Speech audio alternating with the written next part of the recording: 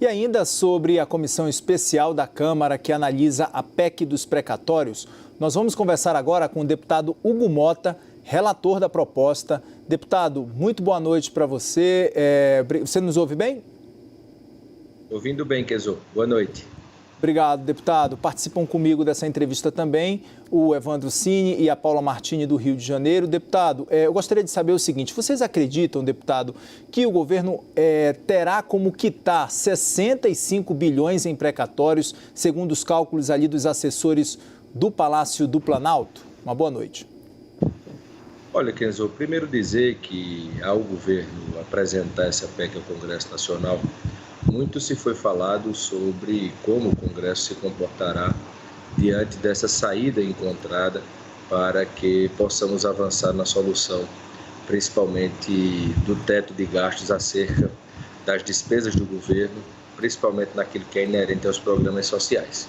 Como temos um aumento vertiginoso no valor dos precatórios, 3 vezes mais, temos a previsão para o ano que vem, saímos de quase 30 bilhões para quase 90 bilhões no ano de 2022, o governo viu nesse aumento vertiginoso a oportunidade de apresentar ao Congresso essa proposta de emenda constitucional, que nós vamos ter o dever, a partir de agora, de melhorar esse texto e poder com ele encontrar a saída para não só quitarmos sim esse valor que você falou e darmos a saída necessária, principalmente para que os programas sociais possam ser reajustados e a gente possa estender a mão do governo para quem está mais precisando e sofrendo nesse momento tão difícil que o país enfrenta.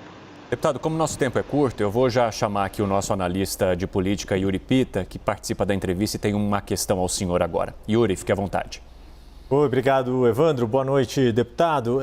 Fazer uma pergunta bem direta em cima do que o presidente falou recentemente em entrevista à revista Veja, dizendo que o valor mínimo desse novo programa social, que o senhor também mencionou, seria de R$300. Minha pergunta, a PEC dos precatórios que o senhor vai fazer o relatório, ela vai conseguir abrir esse espaço fiscal para que esse novo programa social consiga ter esse mínimo de R$300? Ou esse seria o valor médio para ser pago às famílias beneficiadas? Olha, esse encontro de contas, Yuri, que o governo tem procurado fazer e passado ao Congresso, precisa primeiro ser aprofundado. Nós precisamos entender quais precatórios serão priorizados, porque nós não podemos tratá-los em sua totalidade de forma igual. Existem vários tipos de precatórios, então nós precisamos, nesse entendimento, priorizar aquilo que não poderá deixar de ser pago já no ano que vem, para que aquele montante restante se enquadre dentro daquilo que seria uma prioridade do governo para esse reajuste. O que é fato é que a inflação já corroeu o atual Bolsa Família. Nós não temos nessas pessoas carentes a condição delas poderem ter o mínimo, o seu sustento, quando você compara com a inflação decorrente aí desse período da pandemia. E nós temos o dever de não fechar os olhos para essa situação e procurarmos encontrar essa saída. Essa semana devo estar com o ministro Paulo Guedes e a sua equipe.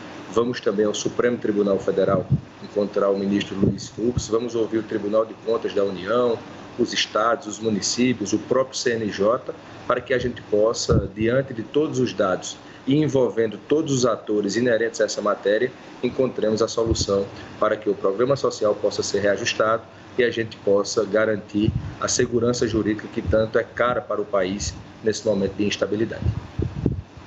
Deputado, boa noite. Vou fazer aqui uma pergunta bem bolado sobre duas questões que me chamam a atenção nessa tramitação da PEC. A primeira delas é que a gente aqui na CNN teve acesso a uma minuta, um planejamento aí do governo de como pagar essas dívidas sem furar o teto de gastos. E aí inclui algumas alternativas, como a quitação de débitos inscritos em dívida ativa, compra de imóveis públicos de propriedade ali do mesmo ente devedor. Queria saber se o senhor acredita que isso vai ser aceito pelos credores, se é vantajoso para os credores deixar de receber o dinheiro e serem pagos dessa forma. Outra coisa, uma ideia é não fazer o pagamento integral desses precatórios nesse ano, no ano de 2022, aliás, deixando para 2023. Isso não seria uma forma de uma pedalada fiscal? Não seria um tipo de calote nesses credores aí do governo federal? Obrigada.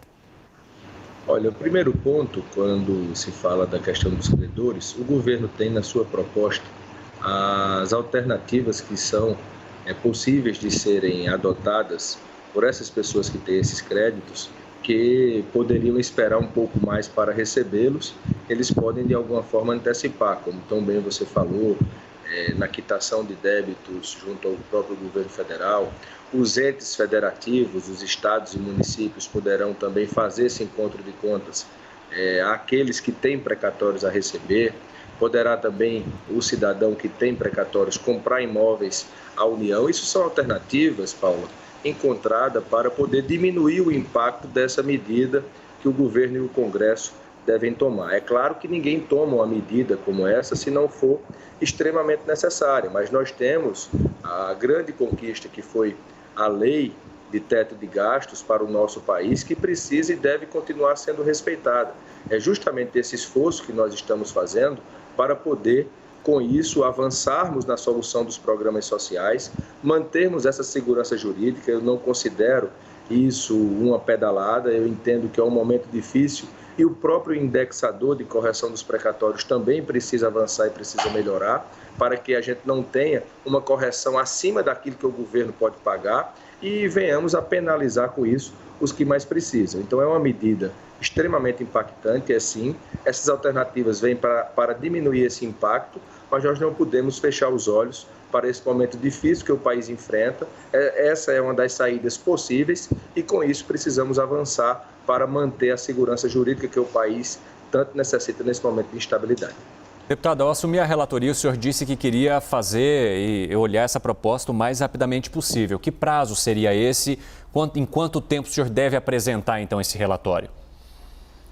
Olha, nossa ideia é podermos ouvir esses atores que aqui acabei de falar, que estão diretamente ligados à discussão do tema, poder conversar com as lideranças partidárias e no mais breve período de tempo, sem perder a eficiência, sem perder a capacidade de ouvir, de dialogar sobre um tema tão sensível, apresentarmos o relatório. Eu não quero aqui fazer projeção de data, porque nós sabemos o dinamismo que funciona no Congresso Nacional e que às vezes essas datas não são possíveis de serem cumpridas quando se acerta o compromisso para nelas cumprirem aquilo que está acordado. O que nós queremos é, com rapidez, com eficiência, avançarmos na matéria e apresentarmos o nosso relatório. Deputado Hugo Mota, relator aí da PEC dos precatórios. Deputado, muitíssimo obrigado pelas informações, pelos esclarecimentos nessa entrevista. Até a próxima. Eu que agradeço a oportunidade, estou sempre à disposição da CNN. Obrigado.